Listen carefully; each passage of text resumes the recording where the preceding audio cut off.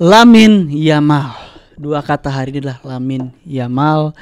1000 kata pun sebenarnya tidak bisa mendeskripsikan si pemain muda 17 tahun ini. Pemain yang bisa dibilang the next Lionel Messi, the next GOAT.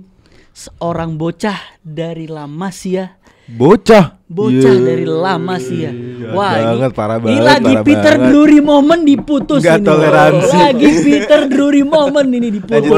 Lanjut, pokoknya ini bocah dari La Masia yang hari ini melakukan magic yang kita sudah lama nggak ngelihat ya. Udah lama nggak ngelihat. Kok ada orang bisa main kayak gini ya? Satu orang bisa ngobrak-ngabrik satu sistem, nih, makanya individual over system. Kok ada gitu loh. Hebat ya. Jadi hari ini kita akan bahas itu si Lamine Yamal. Dan hari ini kita akan ngebahas klub saya yang kemarin tifonya jelek banget. Selain tifonya jelek banget juga, ya performance-nya ya gitulah pokoknya.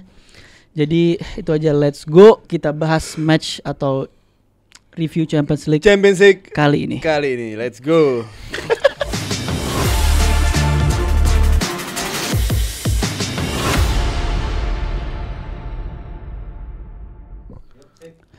Tapi sebelum Lamine Yamal atau sebelum bahas review Champions League, Sebelum movie ada iklannya. kita harus CTA dulu. Kita harus subscribe dulu YouTube Grombol yang udah 155-an Kak. Kita OTW ke 200K. Kalau 1 juta sampai Sebelum lebaran haji, Karim Mat Mehdar kita pastiin cangkok rambut. Ayo. Mat Kalau Mehdar berapa? bakal ke Turki cangkok rambut. Kalau berapa? Kalau 1 juta sebelum lebaran haji. Oke, deal. Deal. 1.900.000 lagi. Iya makanya kan. Ya udah gini. Tantang aja netizen ini. Kalau nggak gini aja, subscribe sampai 200.000. Kalau nggak kita nggak lanjutin podcast. Kok ngancem? Oh nggak mungkin. Please guys yang belum subscribe tolong Subscribe, follow. Tinggal mencet kan sebenarnya. Tinggal mencet, Nonton tinggal Amrabat. banyak ya. Amrabat tadi bilang kalau bener-bener yang banyak yang masih belum subscribe, dia bakal apaan sih? Guys, ini tolong dimaklumi. Wah, ini chaos syuting total. udah jam berapa ini sekarang? Jam 5.18 pagi habis sholat subuh guys ya. Jadi emang udah agak ngaco semuanya Wah, ini otak-otaknya chaos. ini. Terus kalian lanjut ya follow juga. Kalian kalau mau nyari tongkang ke Karim. Kalian udah kalau nggak gue stop ini bakal gila nih. Kalian harus juga gue melupakan follow Instagram, TikTok, Telegram dan semuanya deh pokoknya. Berat deh. Tapi lagi-lagi sebelum Lamine Yamal karena save base jelek banget Inggris gua. Save the best for the last. Jadi kita sekarang bahas yang enggak best dulu. Arsenal melawan PSG home kandang, match yang seharusnya fans Arsenal ini datang dengan pede karena habis menang melawan Madrid 5-1. Tapi ternyata match udah dimulai jeleknya dimulai dari awal, dari match sebelum mulai ada tifo yang berantakan, mulai match 30 menit diobrak-abrik. Kita langsung ke Pak Doli aja gimana review match itulah guys, maafin ya guys ya. Maafin 3 orang 4 orang ini udah capek sih. Capek Menurut gue orang terbang. Gue pengen serius. bener ya Allah, capek. menurut gua Arsenal apalagi khusus 30 menit pertama ya. Lu nangis. Ya lanjut. Midfieldnya berantakan, kita ngelihat. Gue sempet berapa kali ngomong di live reaction juga. Kehilangannya Partey menurut gue bener-bener kepukul, gue kerasa. Dan musim ini nggak pernah terjadi atau nggak pernah works di saat ada Merino, Rice sama Odegaard. Trio itu nggak pernah works karena Rice nggak optimal di nomor 6, Merino sudah terbiasa sebagai false nine atau striker. Dan itu yang kita lihat terjadi. Jadi menurut gue di luar semuanya midfield kita kalah lawan midfield mereka. Kita didominasi dengan high pressnya mereka, dengan intensitas mereka, jadi menurut gue kelabakan apa gimana sih bahasanya? Iya, Kelabakan ya. Itu yang gue rasa dari chances sendiri. Gue bisa akuin individualitasnya PSG top banget. Cuman kalau kita ngelihat clear cut chances yang besar nggak banyak gitu di satu game, ya kan? Apa artinya? Artinya di luar 30 menit pertama Arsenal bisa membendung PSG dengan baik. Cuman ya menurut gue performa yang sangat buruk untuk Arsenal. Di luar midfieldnya juga Odegaard sebagai kreator nggak nyala sama sekali. Martinelli nggak, yang show up bener-bener cuma Bukayo Saka. Itu yang gue harus acungin jempol. Sama MLS. Sebenarnya Rice defensive wise juga dia kerja keras banget sih, bener-bener nutup sana sini. Cuman ya golnya Dembele ya gara-gara itu Rice. one slip moment di situ, tapi overall kalau nggak Rice nggak kerja keras di tengah tuh udah diobrak-abrik juga sama trionya midfield nih PSG. Betul. Martin Odegaard versus PSG 0.08 expected assist, 0 dari 3 cross, 0 long ball, 0 shot on target, shot off target, 5/6 dribble fail, 14 time possession loss, 6/8 ground duel loss. Ya menurut gua nggak ada Kacau gitu Odegaard. nggak ada tanda dia mau sebagai pemimpin hadir, itu nggak ada sama sekali. Tapi nggak luput juga menurut gua secara taktikal. Gua agak kaget kenapa di babak 2 gua ada harapan mulainya babak 2 Arteta gambling gitu, bikin pergantian. Bener-bener mainin Masus Kelly mau nggak mau di midfield. Merino maju ke depan, Trossard nggak sama sekali nggak works. Yang ada dia memperlamban flow, memperlamban intensitas transisi dan lain-lain. Memperlamban. Lamban. Nggak ada bedanya. Ya, cuman nggak, Arteta played safe kayak biasa. Gue kira dia bakal gambling, nggak ada sama sekali Basya.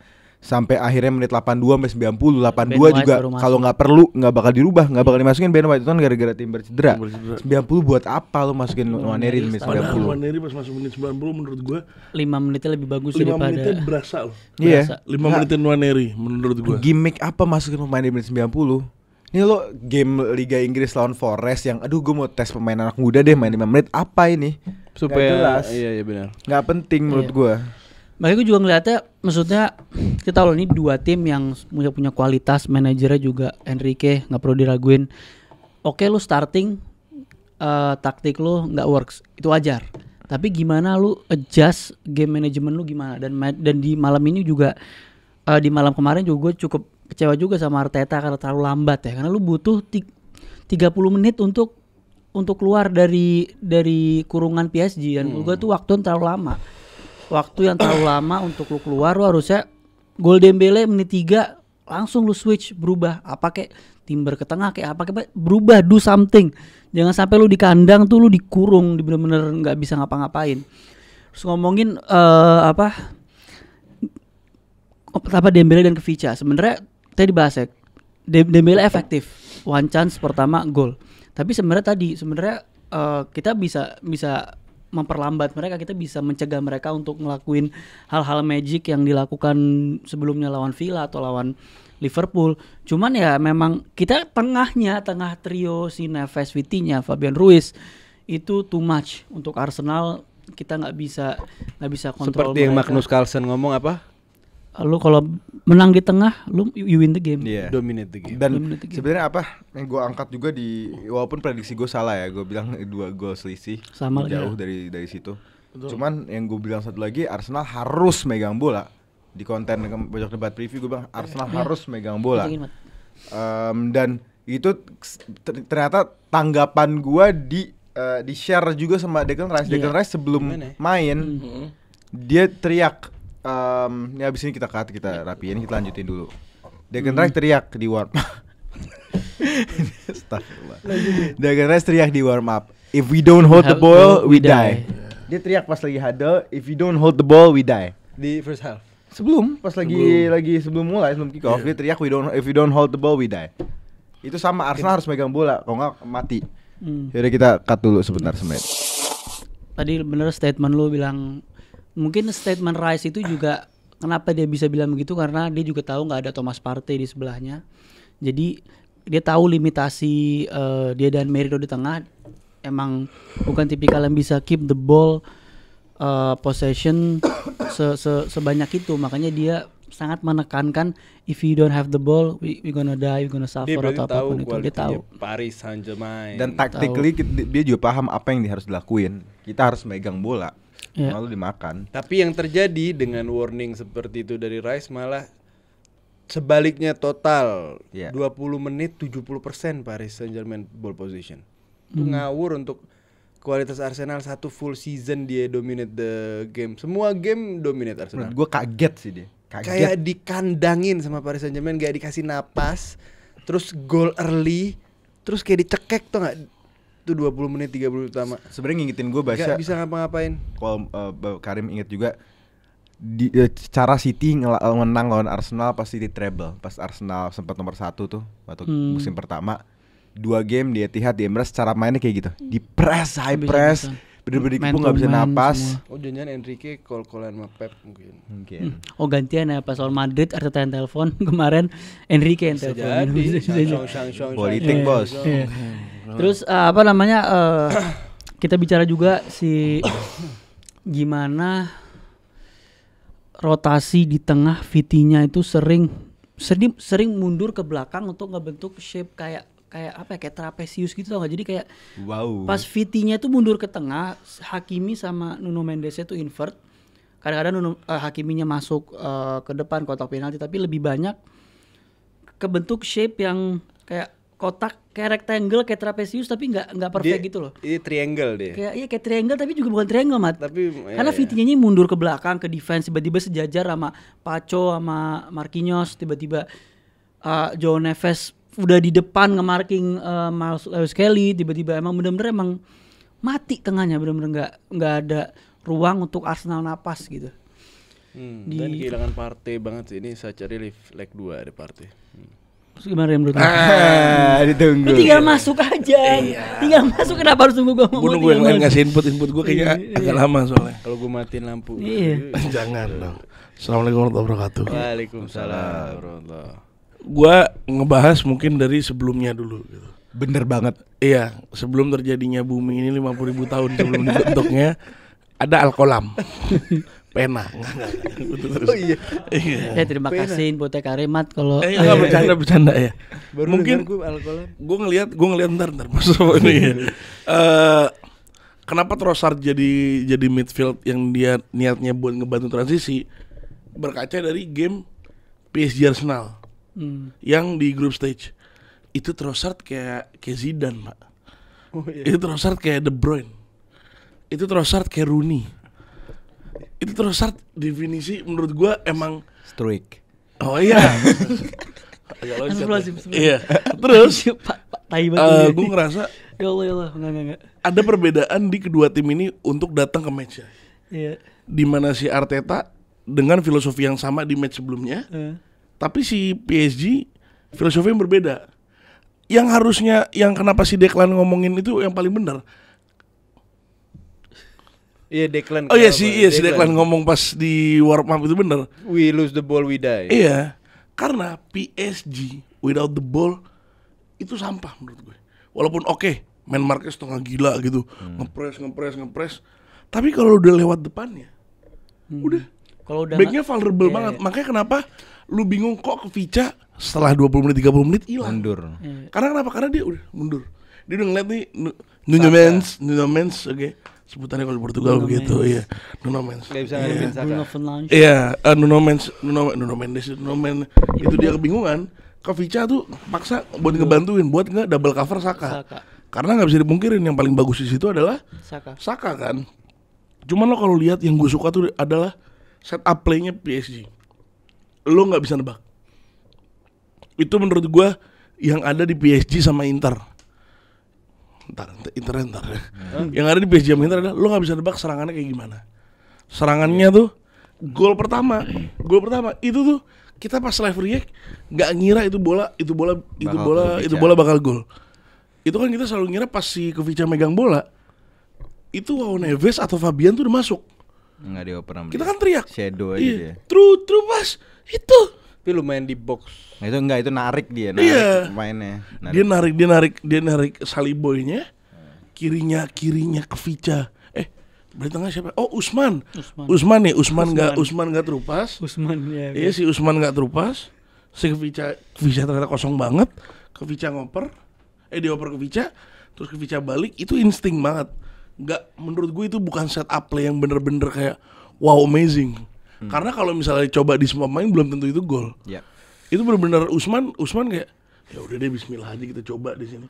Itu yang menurut gue 20 menit pertama yang PSG total kontrol. Cuman gue sempat bilang, masuk akal gak sih?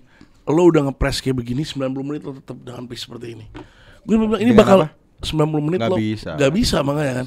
Gak bisa lo mau press gitu. Makanya pas kita ngelihat setelah 20 menit 30 menit, ih berubah nih gue bilang nih match nih. Nih match udah mulai berasa. Arsenal balik lagi. Iya, Arsenal balik lagi. Di situ gue ngerasa kalau untuk jadi Arsenal, solusi terbaik adalah tahan deh kalau bisa nih half time. Tahan ya half time, masuk changing room, Arteta ngomong bawa lampu kah, LED kah atau apa dia, atau mic mungkin baru. Nah di situ akhirnya di babak kedua, gue ngerasa ini match harusnya bisa seri. Harusnya. Ini match harusnya bisa Small seri. margin banget. Iya, small margin banget. Soalnya dari Arsenal banyak banget peluang sebenarnya. Bener. Menurut gue apa yang kita tonton kemarin itu match yang harusnya seri. Iya. Yang orang-orang terlalu glorify PSG sekeren itu. Tapi ya udah, gue nggak ngerasa PSG yang seorang-orang kira. Vitinya oke, bagus, iyalah. Wow Neves mungkin itu yang ngerubah. Yang perbedaannya adalah kreativitas yang dipunyain sama kebebasan yang dipunyain PSG yang nggak dipunyain sama Arsenal. Dimana kalau Arteta mungkin agak rigid. Dimana iya lo harus begini, harus begini, harus begini. Cuman PSG nggak. Gimana caranya tuh bola ke situ? Gimana caranya tuh bola ke situ? Lu lakuin deh. Iya. Gue harus kasih kredit gimana dominasi terhadap satu tim yang nggak pernah didominate hampir all season 30 menit dari PSG. Itu 30 menit pertama itu luar biasa menurut gue dari Paris Saint-Germain ya. Ini Mat Amrabat nih kebetulan dia sangat cinta 30 menit pertamanya doang. Iya. Dan itu Change the game memang. itu lumayan nge-shape. Mentalnya juga ke Arsenal kayak ketonjok. overwhelm, abis itu kayak bubar plannya agak Arsenal lu tau bubar. bau apak gak? Vibe kering gitu tuh. Dan bisa dibilang bahwa apak itu Agak random lagi. Tadi bahas small margin bahwa apak itu di Donnarumma yang menurut gua save-nya juga. Nah itu overlapnya. Enggak bawa paknya Arsenal, small marginnya. Ashraf Hakimi overlap Iya. berapa kali tuh Trossard, Martinelli. Sebenarnya kalau lihat dua chance Arsenal, Martinelli dan Trossard itu dua-duanya adalah dari sprint atau ball dribbling atau ball carrying apapun lo mau sebut namanya dari si Miles Lewis-Skelly dan Rice yang dia bisa penetrasi ngelewatin 1-2 pemain. Terupas babak pertama terupas ke Martinelli, one on one save Donnarumma, babak kedua Trossard save lagi Donnarumma. Tapi ketika tiba-tiba Miles sama Declan ini punya space untuk dia dominate the midfield, lari, ball carrying-nya dapat, itu ketika nge-bypass tadi lu bilang masalah bypass pressing-nya. Habis itu lengah PSG di situ. Dan itu sebenarnya yang dilakukan sama Aston Villa di babak kedua. Leg kedua tuh di Villa Park, makanya Aston Villa bisa bertubi-tubi di babak kedua nyerang karena midfield itu juga dibuat mereka juga midfield kan kayak Jacob Ramsey, terus si siapa Onana yang emang dia powerhouse semua dan Agresif. itu yang harus ditunjukkan Arsenal di leg kedua dengan adanya Partey, Miles dan si Declan harus lebih sering punya momen-momen tersebut karena pasti Hakimi, Nuno Mendes tuh bakal lengah, bakal ada peluang kita gitu loh. Tapi gue kaget. Gue tuh nih match ini sempat ngedown karena taktikal menurut gue bisa diadu lah, band for band lah, Arteta sama Enrique. Gue ngerasa. Cuman yang gue aspek terbesar Arsenal adalah physicality yang dia punya kan, tinggi. Bukan gue ngatain Arsenal set piece FC lah. Cuman lebih ke loh ini bola-bola atas bola Arsenal semua gue bilang nih. Cuman emang duel areanya juga suka kalah. Iya karena technically ada satu kali gue main ngeliat tengahnya better. João Neves lompat heading sama Mourinho menang João Neves. Iya. Cuman di luar itulah, cuman menurut gue di babak kedua 2 menit pertama gue kira ombaknya bakal berubah di saat Merino gol. Yang kembali lagi fine margins kan. Jujur aja menurut gue kalau itu gol mungkin bisa berbeda gitu kita ngeliatnya. Merino gol seri, babak 2 yang baru. Mungkin Arteta bisa lebih cepet masukin Nwaneri, lebih berani dan lain-lain. Mungkin PSG nggak terlalu sedefensif itu. Aneh, gue setuju Doli. Kesalahan terbesar adalah Arteta terlalu lama masukin Nwaneri. Arteta ini nggak tahu dia nggak mau ada crack. Habis itu betting, padahal itu betting yang necessary juga. Lu udah kalah kok lagi ngejar. Akhirnya gue jadi tahu nih mentalitas ini pelatih Arteta. Astagfirullah. Ini dia penyebab utama Arsenal nggak dapat main-main bagus. Emang gitu, selera demen yang dia comfort, utuh, sistematis, kaku, tau gak lo? Main ayunan doang yang apa? Dia lumayan lunglainya pas dia main ayunan. Ini video Arteta main ayunan. Masalah lagi. Lu harus kirim loh. Maksud gue Iya, itu kesalahan yang sangat fatal. Menit 70s udah kayak begitu. Masuk Nwaneri. Saka sendirian dan gak comfortable. Kirain pas gini. Yaman, botak. lo lihat Yamal dia difasilitasin dengan luar biasa position dan passing dari teman-teman yang top sampai dia enjoy main. Saka sendirian ke kanan ke kiri. Apa ini tim?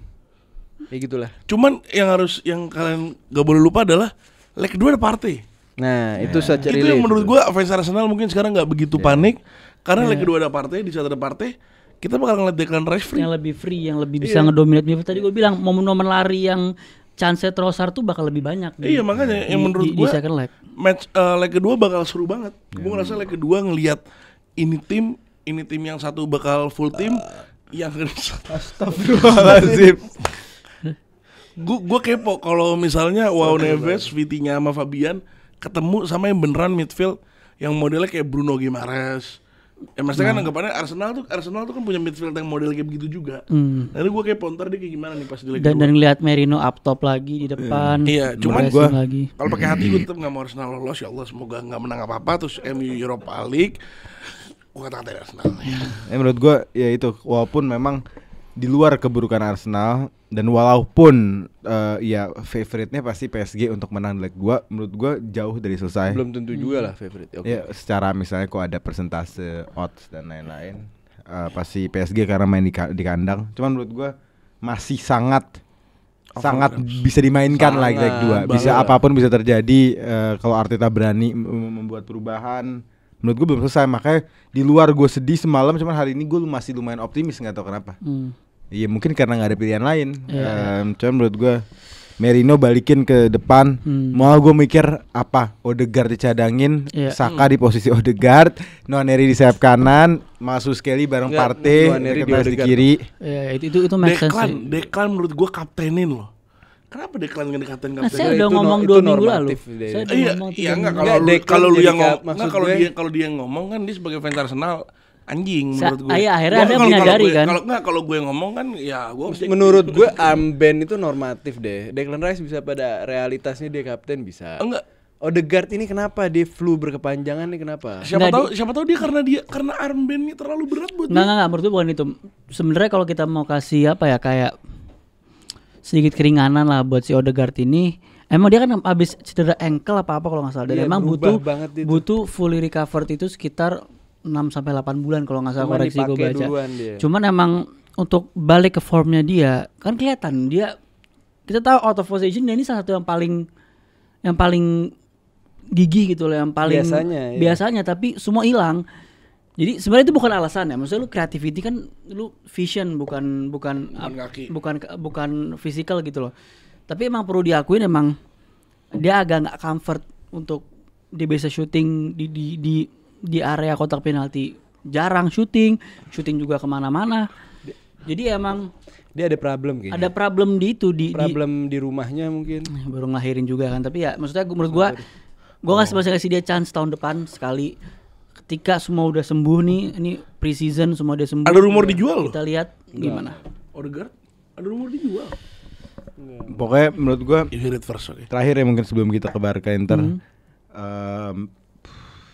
mungkin Arsenal kenapa Arteta pasang Trossard di depan? Menurut gue dia tertipu dengan permainan game pertama Arsenal PSG Iya, di iya. awal tahun Itu gitu, agak dimana bikin kamuflase tuh. nyaman banget Arsenal yang mungkin PSG nggak beda jauh ya skuadnya. Cuman Dembele Cuma enggak nambah Dembele ke sama Vica Vica, sama bukan cuman sih, cuma Iya, Enggak, walaupun- cuman dari sisi, sisi mid ke mid, defense nggak ada yang berubah nggak ada yang gitu. berubah. Paco sama Marquinhos sama Donnarumma Tapi sama dan PSG berubah sih.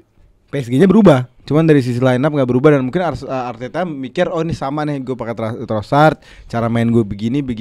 Cuman apapun gue masih percaya apapun yang udah ada di plan Arsenal di 30 menit pertama itu bubar menurut gua. Jadi kita belum tahu, gue sebenarnya nggak tahu plannya apa, saya bubar. Sama Enrique. Iya. Enrique win tactically. Ya Iya. good game lah buat PSG, cuman belum selesai. Kalau dari gue sih lastnya adalah misalnya kita lihat aja ketika Arteta nengok ke bench, Sterling, ya Kabia, Butler, Ya, itu juga harus diakuin, Odoji. Nggak, lu harus akuin juga, Mat. Itu part of, menurut gua juga ada Arteta fault juga, karena maksud ada kesalahan Arteta juga di Rim kita tahu di luar ada di luar ada yang cedera, tapi maksudnya ada hal-hal recruiting juga yang Oh, gak cuma Arteta ya, iyalah. Arteta dan klub termasuk Iya. Edu dan itu segala sampahnya di masa lalu. Tapi ketika PSG lihat samping, Barcola, ya Zaire Emery, Lee Kang In, Gak Gonzalo usah di Ramos. bench, di yang main bagusan Iya. PSG. Ya, nggak gini deh, kayak lo contoh kemarin Arteta mau ganti midfield. Siapa yang bisa diganti di cadangan? Jorginho nggak ada, cedera. Berarti nggak bisa main. Siapa main? Harus gambling. Nwaneri masukin. Depan lo mau ganti. Gantinya siapa? Bener-bener satu Nwaneri, Sterling. 17 tahun, Sterling. Belakang lo mau ganti, satu-satunya ganti yang lain cuma Ben White. Jadi emang nggak, Arteta nggak dikasih kerja dengan banyak alat. Cuman ya menurut gue masih salah Ini Arteta. second leg bet, ini relief dengan Partey hadir. Ya pokoknya anyway Baswe. Jok sama banget ya, anyway Baswe. Itu selamanya enggak, itu selamanya. Anyway Baswe, kita langsung aja lah ke Creme de la creme. match hari ini, match yang wow, match yang Lamine Yamal, dan kita juga harus highlight Dumfries nyetak 2 gol yang hampir hat trick karena kesalahan yang menurut gua kesalahan ya, itu offside, tapi maksud gua kayak rules macam apa itu, cuman ujung sepatu tapi dianggap offside. Ini merugikan seorang forward ataupun siapapun yang mau nyetak gol, itu perlu dirubah tuh Moment rules. of silence buat yang nggak nonton. Rules tuh nggak jelas, tapi Enggak sih, gue nggak setuju sama itu, soalnya lo mau rules apa lagi? Biasa. enggak, maksudnya Lo ganti rulesnya gimana? for the sake of the game, untuk make it more entertaining, lu tuh nggak bisa small margin cuman ujung sepatu bisa lo offside. Ya terus gimana? Itu Dirubahnya makanya ya, apa? itu yang mau dirubah? diubah. Pro Arsene Wenger Itu yang mau banget diubah sama Wenger juga, maksudnya kayak Enggak, kalau perubahan Wenger menurut gue nggak masuk akal. Maksudnya Dia mau nggak- bilang satu badan full nggak baru harus- offside. nggak harus satu badan mungkin, tapi maksudnya ada teritori yang dirubah. Maksudnya ini gue nggak take away apa yang dilakukan Enak juga kalau satu Barca, badan cuma maksud full. gue ini berlaku buat kedua tim. Maksudnya bisa jadi leg kedua tiba-tiba Lewandowski atau siapapun atau Lamine Yamal atau siapapun kena offside yang sama, dan menurut gue itu Nggak, bakal kalau merugikan. Arsene Wenger juga nambahin kalau pemain yang nggak niat mau offside nggak apa-apa. Hah? Ngerti gak? Iya, intention si pemain. Ya, susah dong, Mat, lu harus baca hati Iya, pemain iya, gitu. terus Nggak, pas nggak. pas offside dia bilang Wenger- wasit. Enggak, Wenger bawa mesin lie detector katanya. Iya. lapangan. Ya menurut gua di luar itu menurut gua rulesnya harus Men mau jelasin masa itu nanti harus aja. diganti sih, karena itu bisa terjadi di kapanpun. Sekarang yang terjadi Dumfries, tapi bisa jadi match lain Barca juga kena, Madrid juga kena, Arsenal kena, MU juga kena, Ya, semua kena. Arsenal kan Gitu. Ini di kenapa game jadi kemarin. bahas Dumfries? Enggak, Bahas terus. game dulu. Enggak, sabar dulu. Opening itu dulu, sabar. Openingnya Kan- terlalu ruwet. Enggak. Bercanda. Enggak, kadang kan kita juga nge-highlight Iya, Dumfries kira-kira. juga. Maksudnya kita Siap, nggak siap. cuma nge-highlight Lamine Yamal ya, karena Siap, Dumfries siap. cetak 2 gol di situ. Siap. Dan ngomongin, gue langsung aja deh ke gimana game ini bermain dari awal. Inter mengejutkan 2-0 di awal. Wah. Yes. Udah pada jumawa fans-fans Inter. Udah pada bilang, kan gue bilang Barca bukan Termasuk lawan Anda. Inter. Saya fans Barca ya guys. Enggak. Dan saya juga dukung Barca untuk masuk final loh, karena saya Inter. masih pendam pribadi. Udah pinter. Lanjut. Saya dukung Barca, dan maksud gue expect nih game bakal kayak antara hujan gol atau 1-1 0-0. Jujur aja ya, gue expect antara Kalau dua gue dari itu. semalam udah merasa bakal seru. Iya. Nggak tahu kenapa. Nggak, bukan nggak seru ya, Mat, secara scoreline ya. Oh iya. Antara ini hujan gol atau 1-1 0-0 gitu. Dan ternyata emang 2-0 itu memaksa Barca dan terutama Lamine Yamal melakukan magicnya. Dansa nih orang, bener-bener nih kayak lapangannya kayak tempat balet buat dia dansa. Dan coba the rest, Mr. Amrabat, Anda kan yang history. Asik. Anda kan yang tadi bener-bener termehek-mehek atau tersenang-senang. Menurut gue Inter Milan juga agak hoki, agak ada variabel hoki di early golin, Thuram back heel. Dia utilize itu, tapi walaupun sampai 2-0 Inter, gue udah tahu Barca bakal comeback. Like, ngerti gak? Insting Ada kita. udaranya rasa ya. Kalau orang Karim kan nanya pas live, siapa yang pede Barcelona comeback? Saya, karena terlihat udah Barcelona sangat enjoy Dan gigi. gak tau ya, loss of words ngeliat asyik gue main game, asyik Barcelona. Dan ini gue merasa gue terlalu di bubble Premier League, jadi gue baru kebuka ngelihat Barcelona sama Inter nih. It's a beautiful game gitu. Coba yang lain dulu deh. Iya. Kalau gue ini kan Inter tuh yang gue kaget setup Inter nggak begitu work kan, contohnya begini nih kalau gue baca Kan udah ketinggalan mati. udah ada. Lo mau pakai mau nge-breakdown taktik Simone? Gil. Tolong Gil ambilin Enggak, udah pakai cincin. Kelamaan. Jam 6 pagi, jam jam jangan 6 gila lu ngerugiin orang yang udah ini enggak. Jam 6 pagi. Cepet. Nggak, board udah ada guys, cuman di luar kita lupa ngambil, oke? Jadi simpelnya kan dimana Inter tuh simpel, lo 3 back, 2 ikut maju, 1 jaga tengah, si Hakan mundur, Hakan jadi halfback buat ngebantu serangannya, buat ngebantu defense-nya, bawa bola dari tengah ke depan. Gimana caranya Dumfries masuk, dan gimana caranya Bastoni udah di depan, dan Barella di tengah. Satu lagi siapa sih? Siapa aja?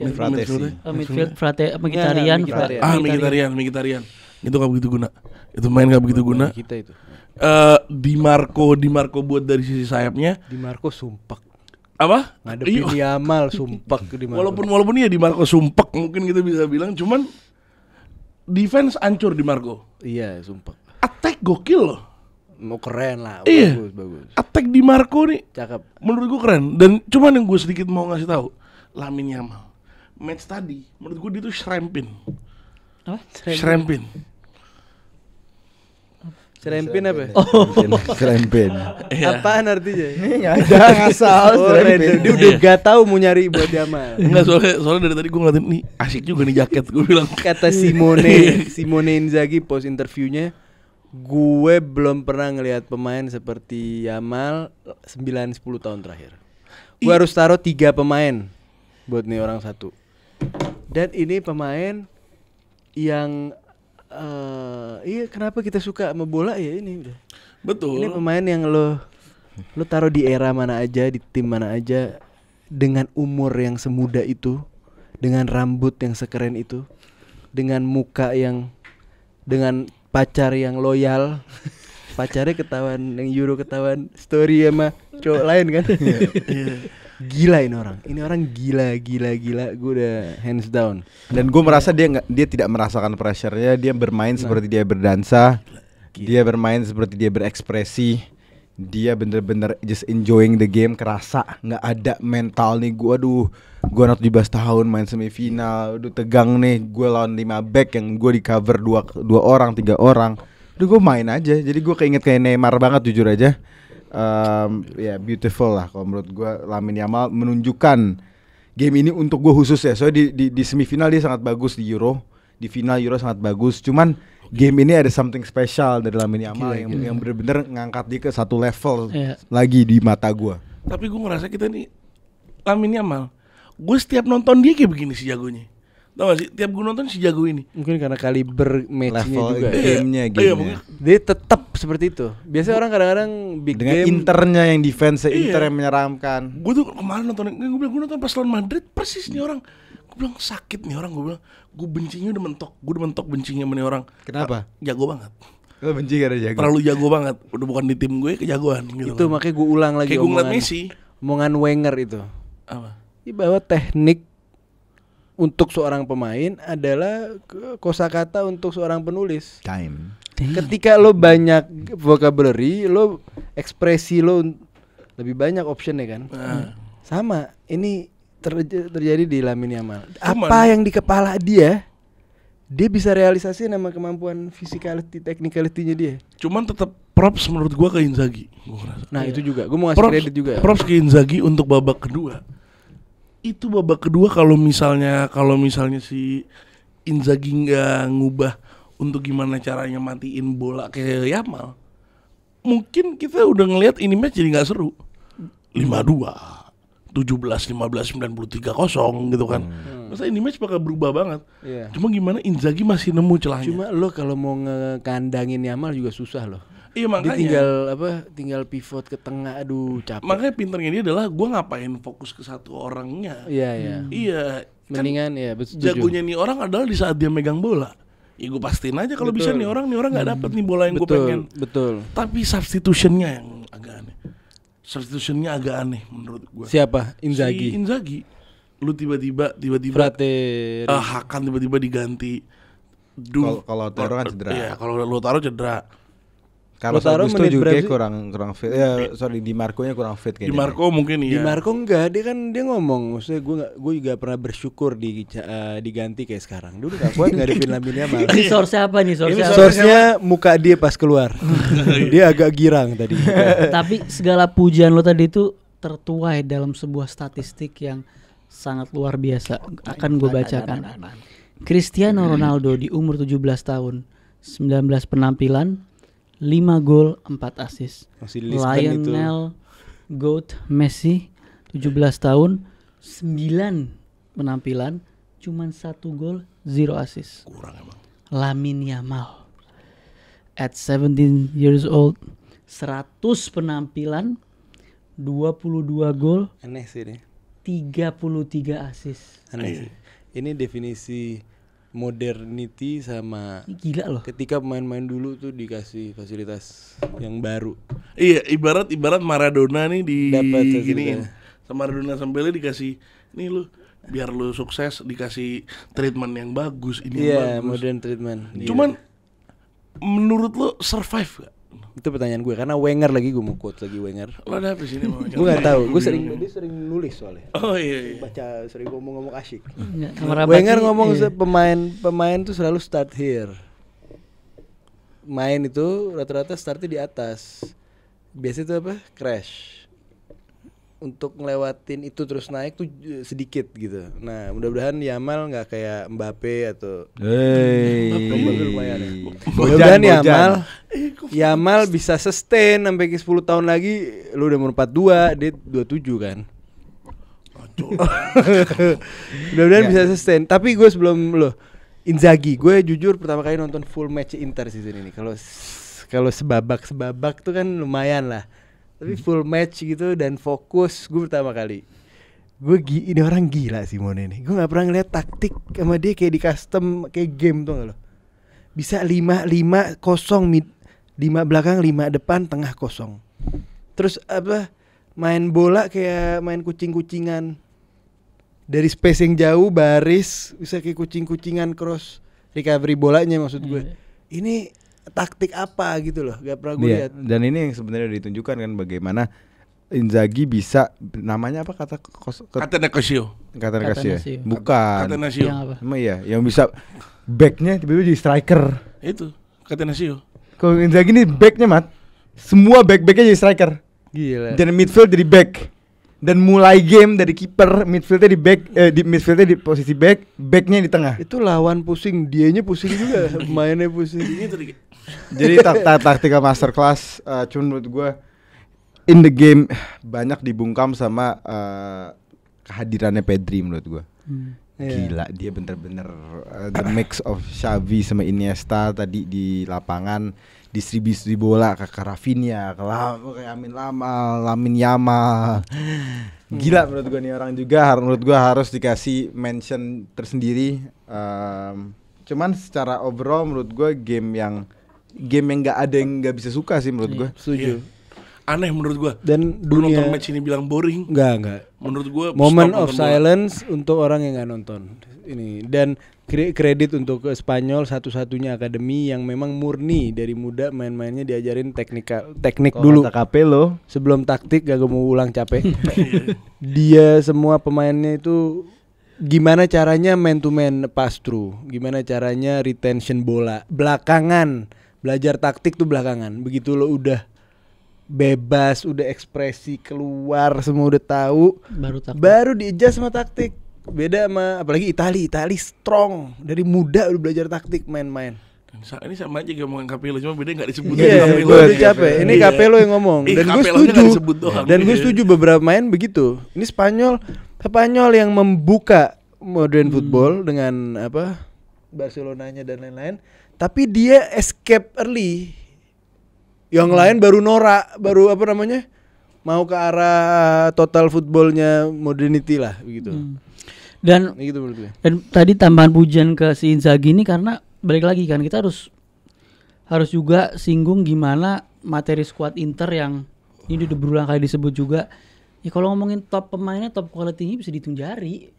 Maksudnya, Banyak banget. nggak top quality yang in present di momen sekarang ini dia lagi in prime itu ada beberapa yang udah past his prime.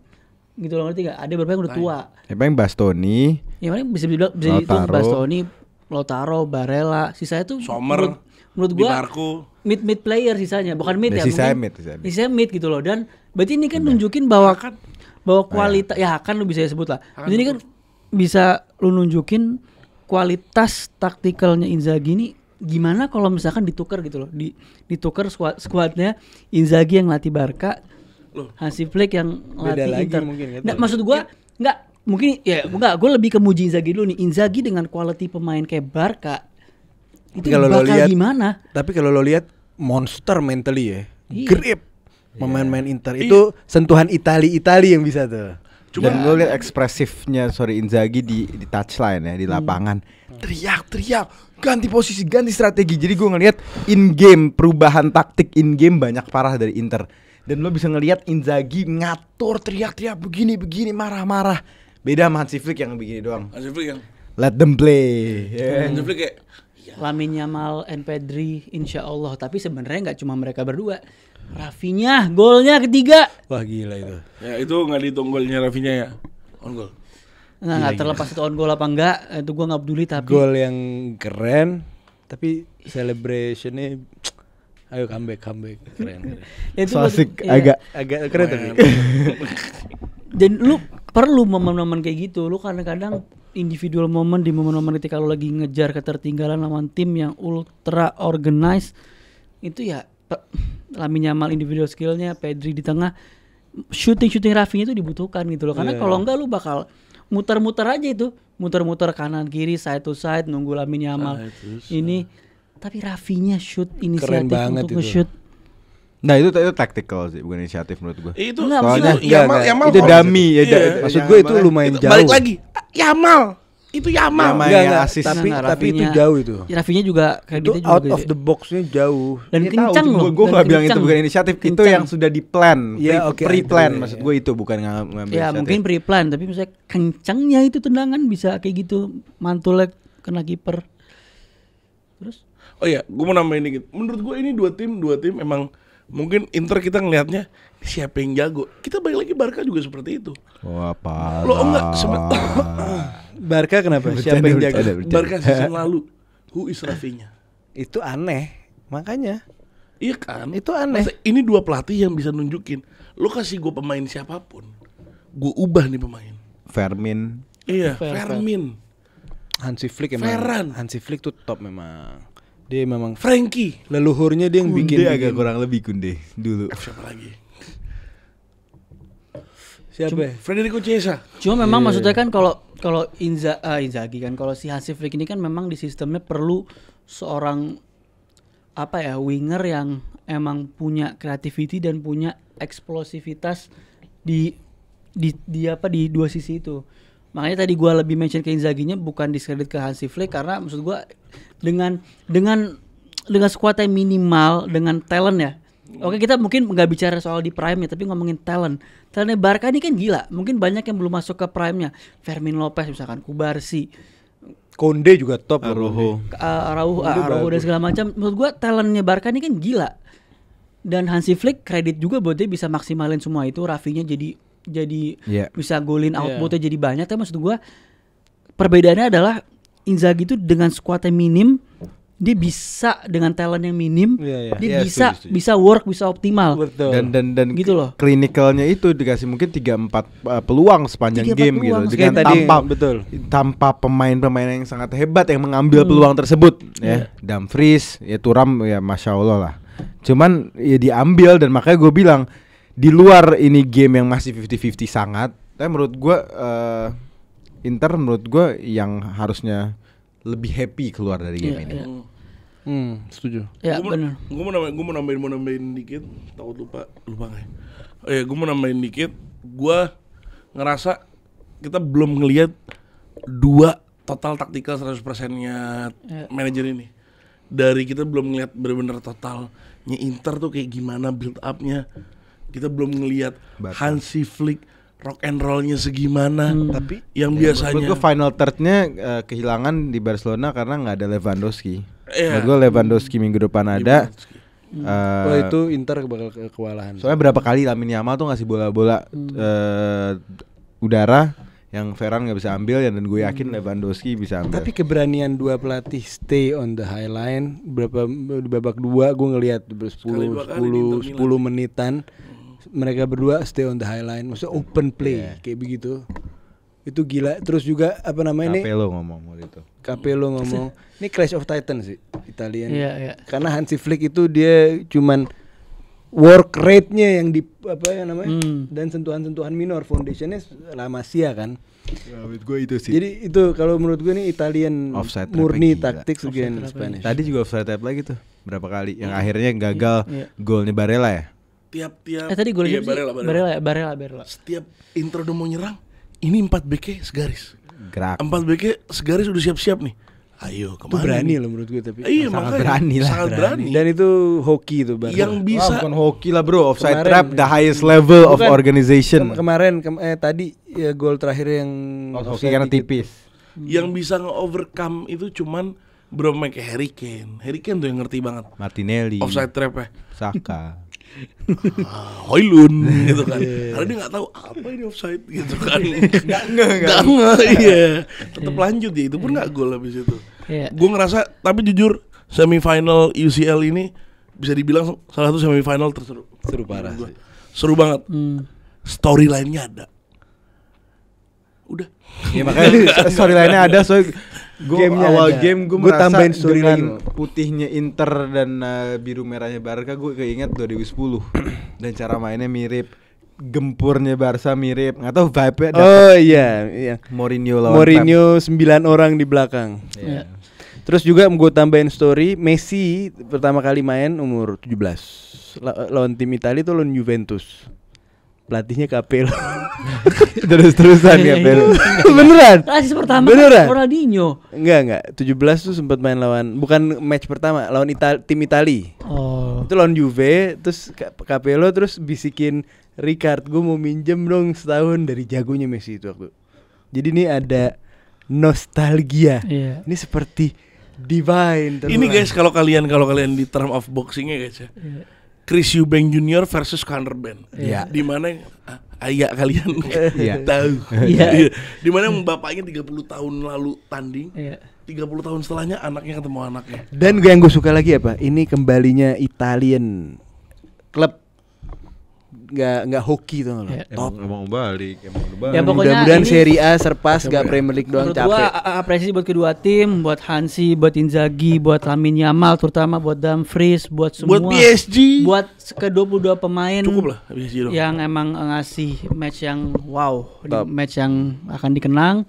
Dan kita lihat tadi ngomong Lamine Yamal, Messi, kita lihat ada fotonya Lamine Yamal ngemandiin Messi. Terbalik. Messi. Salah. Iya. Messi ngemandiin Lamine Yamal. Marahin sama Kalau Messi Iya. mandiin Lamine Yamal, Yamal iya. itu kan kondisi muda. Kalau Lamine Yamal mandiin Messi itu serem. Iya. Mas. Serem. Sama seperti kita yang akan pulang, akan mandi terus tidur. Iya. Jadi keren gak? Keren gak? Gila itu. Keren gak? Gila, Keren gak? itu top. Jadi Ya. Cuman minus karena lu nanya. iya Terus maksudnya nanya kan. iya Apa iya. ya?